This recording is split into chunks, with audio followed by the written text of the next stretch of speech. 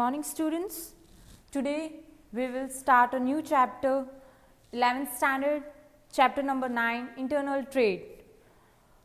First of all, in trade means exchange of goods and service in return of goods and service or a money. The objective, trade means exchange of goods and service. मतलब हम लोग जो goods and service exchange करते हैं वो एक प्रकार से गुड्स एंड सर्विस के साथ रिटर्न होता है या फिर मनी के साथ रिटर्न होता है, उसे क्या कहलाता है? ट्रेड कहलाते हैं. The objective of trade is to get a profit by providing goods and services to the customer. Main objective of trade is that we have to earn the profit by providing goods and services to the customer. When such transaction take place, different areas, territories or a state in geographical areas of a country, it is called as internal trade. What is the meaning of internal trade? The trade in which the goods and services are transacted within a geographical boundary of a country, it is called as internal trade. जो trade हमारे geographical boundaries, जो state और country के boundaries के अंदर ही होता है, उसे क्या कहते हैं? इंटरनल ट्रेड कहते हैं. Various types of products are not possible in countries due to unequal distribution of natural wealth. Because of this, producers supply their product to the customer over the different areas of a country. For example, जैसे कि यहाँ पर क्या produce होता है? गेहूँ, बाजरा, all that thing. दूसरे states में ऐसे रिसोर्सेज प्रोवाइड नहीं है, बहुत सारे एनवायरमेंटल इश्यूज होते हैं, जैसे कि बाजरा नहीं प्रोड्यूस होता, तो यहाँ से वो दूसरे स्टेट में अवेलेबल प्रोवाइड किया जाता है. Internal trade, meaning of internal trade. Internal trade means trade within a geographical boundary of a country. I said before also that trade within a geographical boundaries of a country is called as internal trade. It is less riskier, it is less time consumer, and contact between the purchase and seller can easily maintain due to easy transportation of goods in a internal trade. Transportation easily हो जाता है, risk कम होता है और time consume भी बहुत कम होता है. उसके वजह से ईजिली गुड्स एंड सर्विसेज किसी कस्टमर को ईजिली प्रोवाइड हो सकता है in internal trade. Classification of internal trade activities. First one is that for the view point of a boundary. First is internal trade and second one is foreign trade. Foreign trade is also called as international trade. I said before also that internal trade means within a geographical boundary and external trade means external or a foreign or a international trade means outside the boundary of a country. After that, for the viewpoint of second classification of trade activity is for the viewpoint of distribution, direct and indirect. In that, direct means directly the producer produce and sell to the customer, and second one is indirect trade. In that two are there, wholesale and retailer. We will classify this in brief down below. Third, in classification of trade activity, third is for the viewpoint of payment, credit payment or a credit trade or a cash trade. For the viewpoint of delivery of goods, spot trade or future or forward trade. In this chapter we have to discuss about for the viewpoint of distribution. In that there is one is direct and second one is indirect. In indirect there are two, wholesale trade and retail trade. So wholesale trade. Wholesale trade meaning of wholesale trade is that when a trader purchase the good in a large quantity from the producer and sell the goods to the retailer as per the requirement in a small quantity is called as wholesale trade. Now I will explain it. Trader who purchase the good in a large quantity, जो किससे purchase करता है? Producer से good purchase करता है बड़ी quantity में, और फिर जो होलसेल ट्रेडर है वो स्मॉल क्वांटिटीज में या फिर बड़ी क्वांटिटीज में रिटेलर को एज पर द रिक्वायरमेंट, उसकी कौन सी कितनी रिक्वायरमेंट है, कितनी क्वालिटी कितनी क्वांटिटी उसे चाहिए, as per that requirement the trader provide the goods and services to the retailer. It is called as wholesale trade. The wholesale trade connect the link between the producer and a retailer. First one is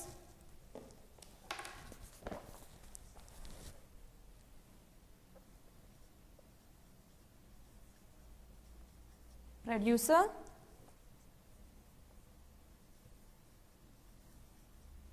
wholesaler,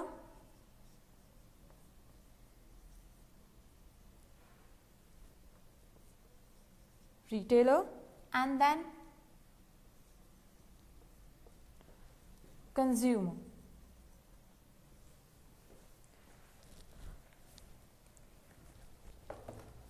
Wholesaler connect the link between the producer and retailer. Here is a wholesaler. It connect the link between the producer and retailer. Wholesaler purchase the goods in large quantity from the producer, and then wholesaler provide the in small quantity as per the requirement of the retailer. It provide the goods to the retailer in a small quantity or as per the requirement of the retailers. Service of wholesaler. In that, first one is service of wholesaler to the producer. First in that is order in large quantity.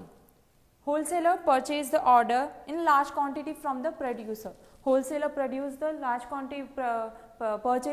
quantity from the producer, and then it provide as per the requirement to the retailer. But we are seeing the services of producer and wholesaler. After that we will see the services of wholesaler to the retailer. Okay, so first in point of service of wholesaler to producer is there. In that, quantity in a large order in large quantity, sorry. In that, first one is over, and second one is information of a market. Wholesaler obtain the information from many retailer regarding the demand of a product, taste and preference of a customer, etc., and convey to the producer. Wholesaler को किसके पास से information मिलती है? Retailer के पास से. बहुत सारे retailers एक इकट्ठा होलसेलर के पास से परचेज करते हैं, और जो भी प्रॉब्लम्स होती है, इंफॉर्मेशन चाहिए होती है, वो रिटेलर होलसेलर को प्रोवाइड करता है, और होलसेलर फिर किसको प्रोवाइड करता है? प्रोड्यूसर को प्रोवाइड करता है, और as per the requirement of the customer फिर प्रोड्यूसर उसके प्रोडक्ट्स को और उसके गुड्स को अपडेट करता है. फिर freedom for storage of goods. Wholesaler purchase the goods in a large quantity from the producer and the store in his own warehouses. Hence the producer has not a storage problems नहीं होती. इसका मतलब ये है कि storage problems किसको नहीं होती? प्रोड्यूसर को नहीं होती, क्योंकि जो होलसेलर होता है वो ज़्यादा क्वांटिटी में प्रोड्यूसर के पास से गुड परचेज कर लेता है, और वो किसके अपने खुद के गोडाउन में या फिर वेयरहाउस में स्टोर करके रखता है. Fourth point is freedom from the worries of sales. Wholesaler purchase the goods in a large quantity from the producer, and hence the producer will be free from the worry of sales of goods in a small quantity. जैसे कि पहले ही बताया, wholesaler बहुत ज़्यादा quantity में purchase कर लेता है गुड फ्रॉम द प्रोड्यूसर, और वो स्टोर करके रखता है, और प्रोड्यूसर को कोई भी वो फ्री ऑफ वरी हो जाता है, क्योंकि उसको खुद जाकर सेल नहीं करना पड़ता. होलसेलर अपने आप रिटेलर को कांटेक्ट करता है, और फिर वो रिटेलर कस्टमर को गुड्स प्रोवाइड करता है. इसलिए प्रोड्यूसर को कोई भी प्रॉब्लम्स फेस नहीं होती स्मॉल क्वांटिटी में सेल करने के लिए. Relief in capital. Wholesaler many time make a payment in advance before the purchase of goods. Hence the producer get the relaxation in capital. Wholesaler होते हैं वो एडवांस में पेमेंट कर देते हैं प्रोड्यूसर को. उसके वजह से जो प्रोड्यूसर होते हैं उनको रिलैक्सेशन मिल जाता है उनके कैपिटल में. उनको अगर कुछ एक्सपेंशन करना होता है तो वो रिलैक्सेशन मिल जाता है, क्योंकि होलसेलर उनको एडवांस में पेमेंट कर देते हैं. Freedom from the risk. The wholesaler purchase the good from the producer and store in warehouses, so the producer remain free from the risk of wastage, destruction of the goods and theft.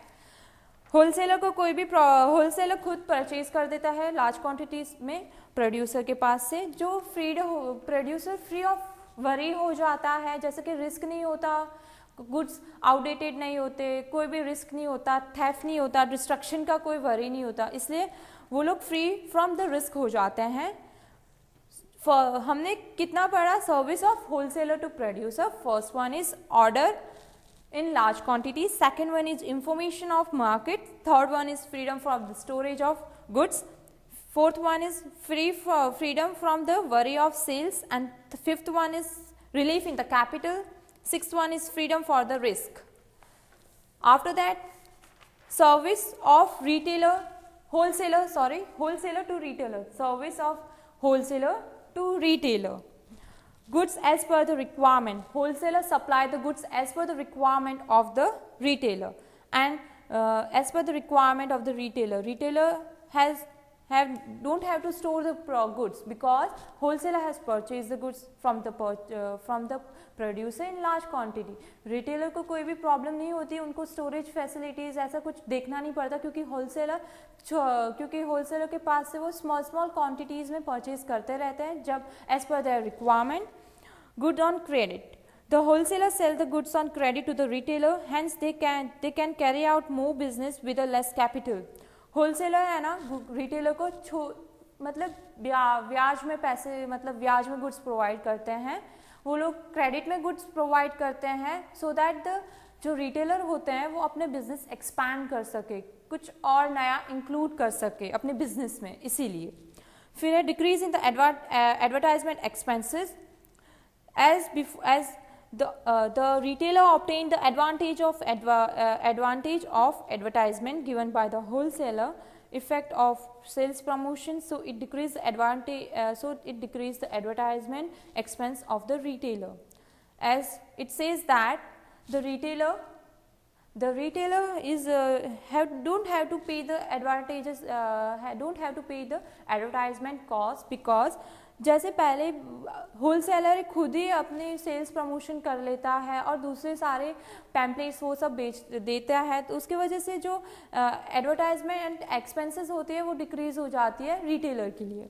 After that, redressal of complaints. Redressal means compensation from the wrong.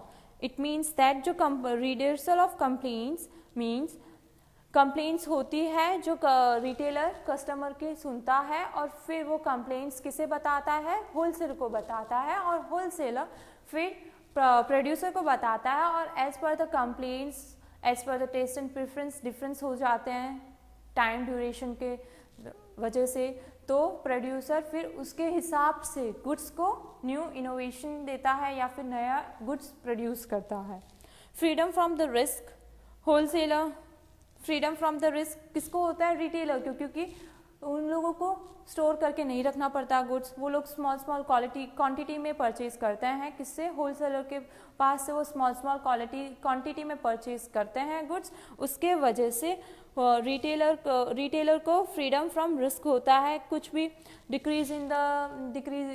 Destruction in the goods नहीं होता, loss नहीं होता, risk नहीं होता, theft का कोई भी risk नहीं होता, etcetera. Guidance. Wholesaler gave the advantage of his knowledge and experience to the retailer. Particularly, he gave the guidance regarding the price of the goods, its use and sales.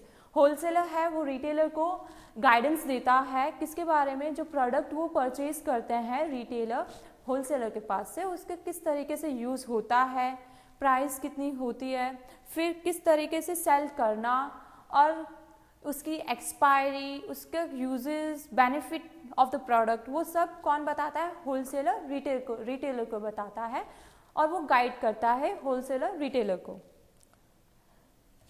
We have completed the wholesaler, now it is retailer.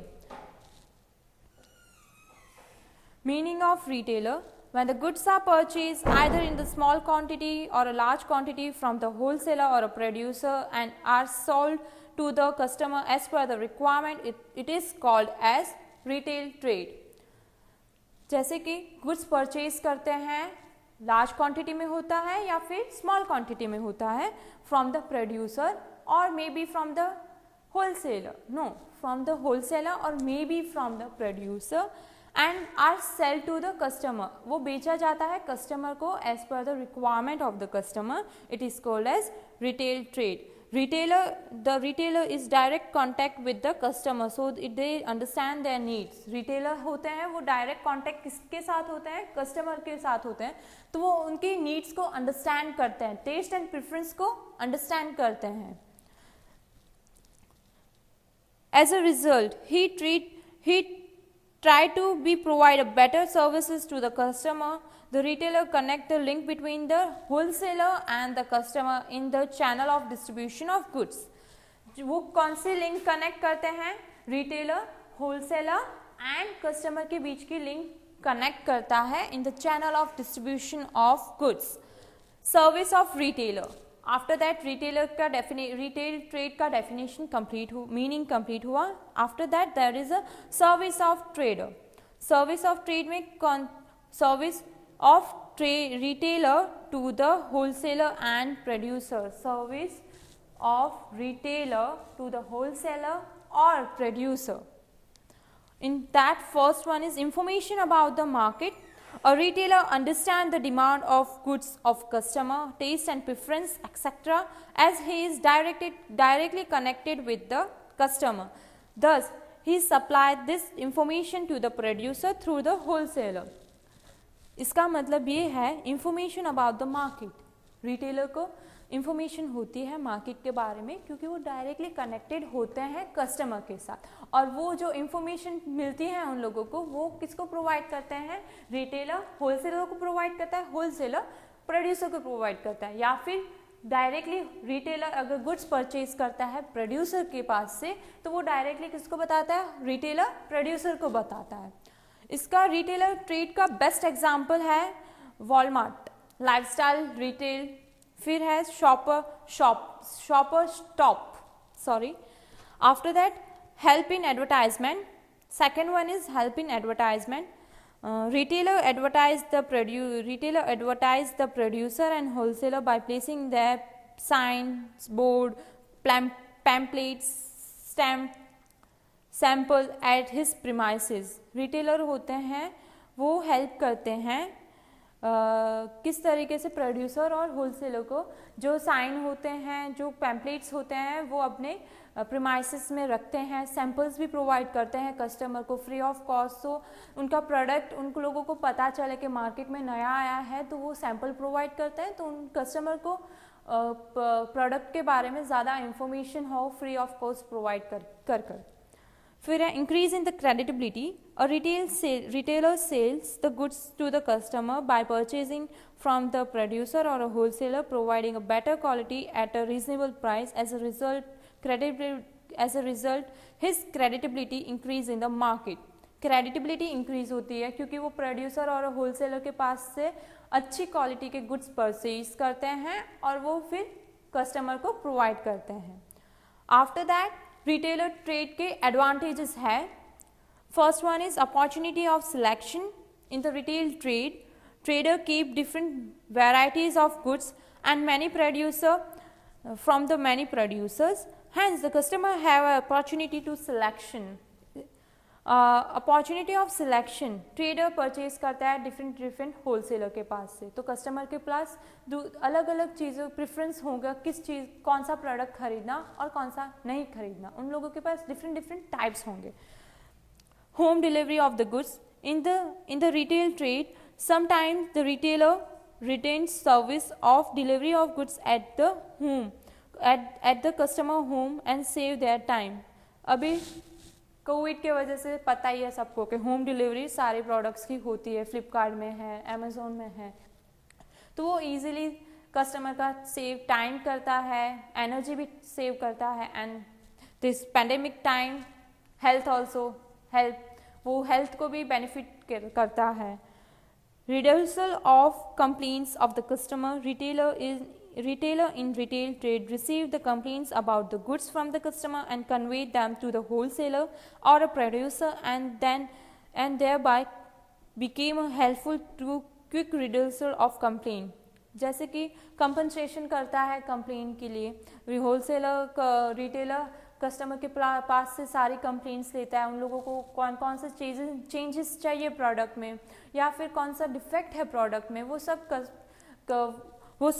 Customer retailer को बताता है और फिर retailer wholesaler को बताता है, wholesaler फिर producer को बताता है। Sales on the credit to the customer, retailer sales direct contact होता है रिटेलर का कस्टमर के साथ, तो उसके वजह से वो लोग कस्टमर के डायरेक्ट कांटेक्ट में होते हैं, तो they know that the customer is have a creditability in the market, have a goodwill in the market, तो वो लोग कस्टमर को क्रेडिट में सेल्स करते हैं। After sales service,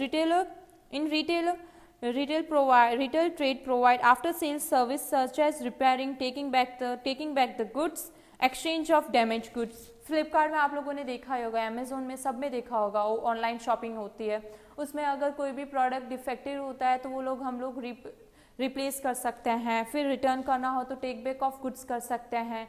if we are purchasing any TV और दैट वी कैन रिपेयर करने के लिए या फिर उसको इंस्टॉल करने के लिए भी पीपल सर्विस प्रोवाइड करते हैं after sales service. Help in decision of purchase, जो रिटेलर होते हैं वो प्रोडक्ट का डेमोन्स्ट्रेशन करते हैं बहुत बार कस्टमर को कि इस तरीके का प्रोडक्ट है ये और इस तरीके से यूज़ किया जाता है, तो वो कस्टमर को हेल्प करते हैं और प्रोड्यूसर और होलसेलर रिटेलर को हेल्प करते हैं कि ये इस तरीके से आपको कस्टमर को डेमोन्स्ट्रेशन देना है, सो दे अट्रैक्टेड होते हैं वो लोग प्रोडक्ट के लिए और वो परचेज का कन्विंस हो जाते हैं कि we should purchase this type of product. After that freedom for the storage of goods as before only, wholesaler retailer को कोई स्टोरेज की कोई प्रॉब्लम नहीं होती है क्योंकि वो लोग as per the requirement of they purchase from the wholesaler and after that they provide the goods to the customer. So storage की तो कोई प्रॉब्लम ही नहीं होती किसको, रिटेलर को।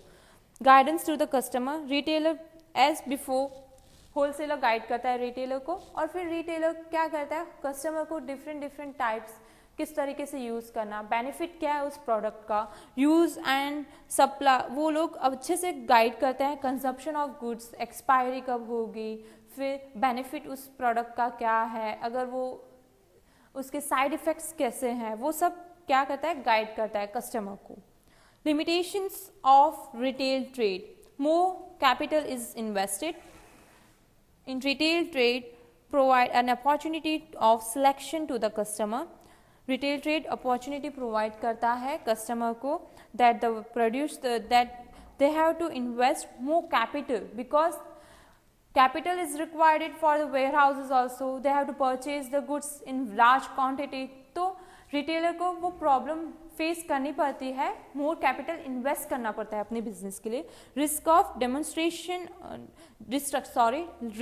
Deterioration of perishable goods, perishable goods means जो goods हमें daily use में आते हैं जैसे कि मिल्क प्रोडक्ट है, फिर फ्रूट्स, वेजिटेबल्स जो बहुत जल्दी ख़राब हो जाते हैं, उसके वजह से उनका रिस्क रहता है कि वो जल्दी ख़राब हो जाएंगे तो फिर वो बेचे नहीं जाएंगे।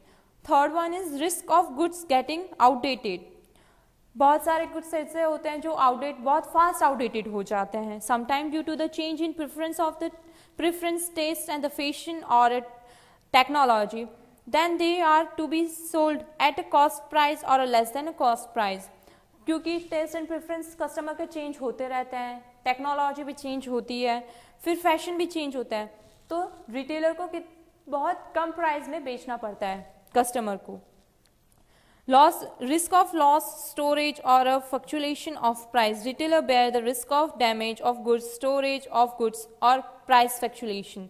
बहुत टाइम अभी ये पैंडेमिक पीरियड में कोरोना की वजह से बहुत सारी चीज़ों के प्राइस बढ़ चुके हैं और बहुत सारी चीज़ों के प्राइस घट चुके हैं, उसके वजह से रिटेलर को बहुत फेस करना पड़ता है, लॉस फेस करना पड़ता है।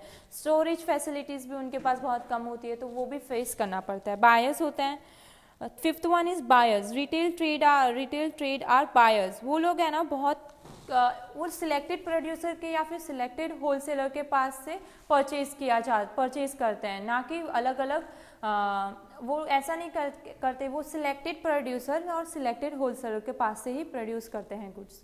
Thank you. We will continue in next lecture.